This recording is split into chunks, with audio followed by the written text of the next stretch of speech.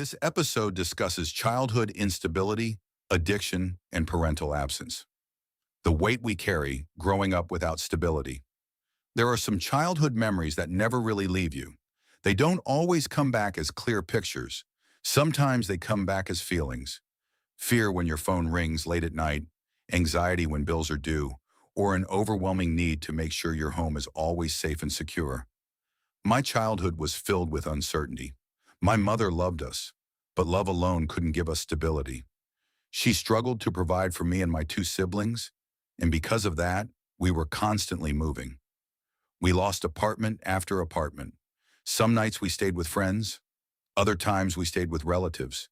We learned early that home wasn't really a place. It was wherever we happened to be sleeping that week. I still remember standing in a homeless shelter in the Bronx. My mother left me and my siblings there while she went to chase after a man. We were just children, scared and wondering when she would come back. No child should ever have to carry that kind of fear. There were nights in cheap hotels. There were nights when even those ran out. We would end up staying with family because there was nowhere else to go. It became a cycle we knew too well. For a while, we lived with one of my aunts in the housing projects. But when she became afraid that management would find out we were staying there, she sent us to live with our grandmother. We spent the summer with her until my mother finally found another place for us to live. For a few years, life finally felt normal. We unpacked our clothes. We made friends. We started believing that maybe this was the place where we would stay. Then it happened again. We were evicted. I was in sixth grade, and I remember the embarrassment more than anything. Kids at school knew what had happened. At that age, all you want is to fit in, but I felt different. I carried shame over something that was never my responsibility. As I got older, my mother's struggles became even harder. She developed an addiction to heroin.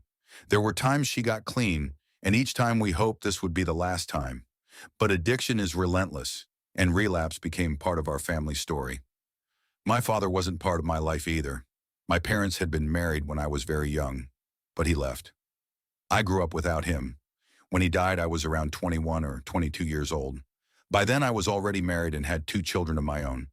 What surprised everyone, including me, was how hard I cried. I cried for days. My younger sister couldn't understand it. She asked me, "Why are you crying?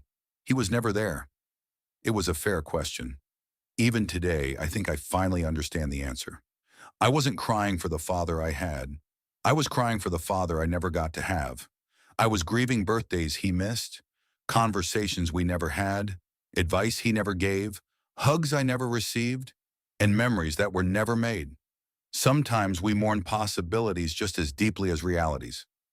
Despite everything, my siblings and I made a promise to each other. We would never use drugs. We would never put our children through the instability we experienced. We would always make paying our rent a priority because we knew exactly what homelessness felt like, and we kept that promise. None of us became addicted to drugs. None of us repeated that part of our family story. Our childhood shaped us, but it did not define us. Growing up with unstable parents affects children in ways that often last well into adulthood. It teaches survival before peace. It teaches children to worry about adult problems before they've had a chance to simply be children. It can leave invisible scars that take years to understand and even longer to heal. But healing is possible. Healing doesn't erase what happened. Healing means choosing a different path. Today, I don't tell this story to blame my parents. I tell it because there are children living this reality right now.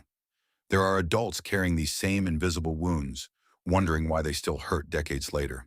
Your pain has a story, your story has meaning, and your past does not get the final word. If you grew up in chaos, I want you to know something. You are not destined to repeat it. You can become the stable parent you needed. You can build the peaceful home you never had. You can break cycles that have existed for generations. Your beginning may explain you. It does not have to define your ending.